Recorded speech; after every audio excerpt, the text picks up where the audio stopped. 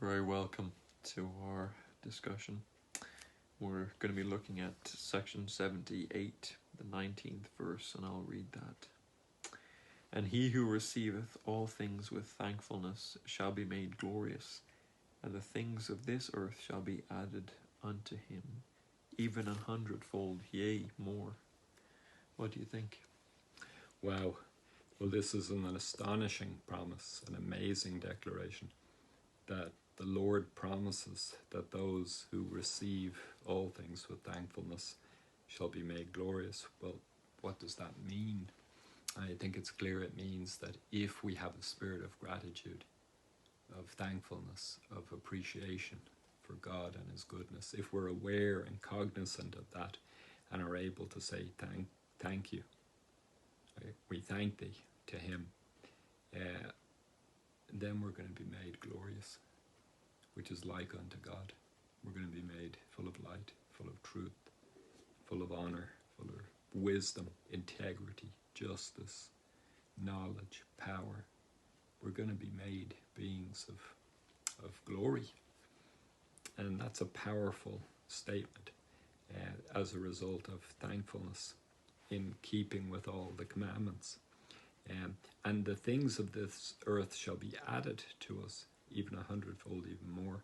So we might think we're hard done by when we suffer, when we experience the Job doctrine, which is to be tried and tested in all things, the loss of temporal blessings, setbacks, disappointments, frustrations, and we all experience them.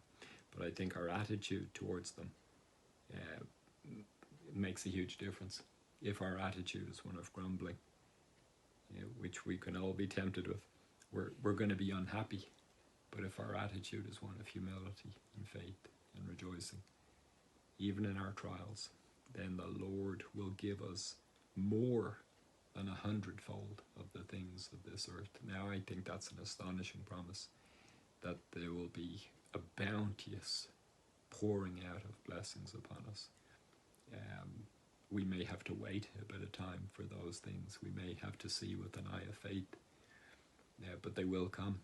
And I think those things of this earth, treasures, joys, opportunities, experiences, relationships, property, lands, family, all of the things that are good. There'll be nothing good denied to us, to the faithful. In fact, we'll receive way beyond what we hoped for or expected because of the goodness of God. He loves to be generous. Our Father in heaven is a bit like when we're on Christmas morning, when we as parents give presents to others, to our children, we see their joy, or when we see them receive presents from other people at Christmas time, we see the joy that they have on receiving those gifts, and we're so thankful because we want them to be blessed. We want them to be endowed with gifts, and Heavenly Father feels that to a much greater degree. He loves to surprise us with His goodness and His generosity, and He won't be outdone. So I'm grateful for that. Absolutely. And I love the idea that if you receive all things with thankfulness, you'll receive all things. Eventually, it mentions specifically this earth and 100-fold. But of course, the way blessings for the righteous work is, well, you're meant to inherit all things. And we're told in the Beatitudes that the meek will inherit the earth. You know, I connect these because sometimes our understanding is a bit fuzzy, but those Beatitudes, well, you can't be to receive or inherit the earth, you can't be meek and then not be interested in spiritual things, not hunger and thirst after righteousness or whatever.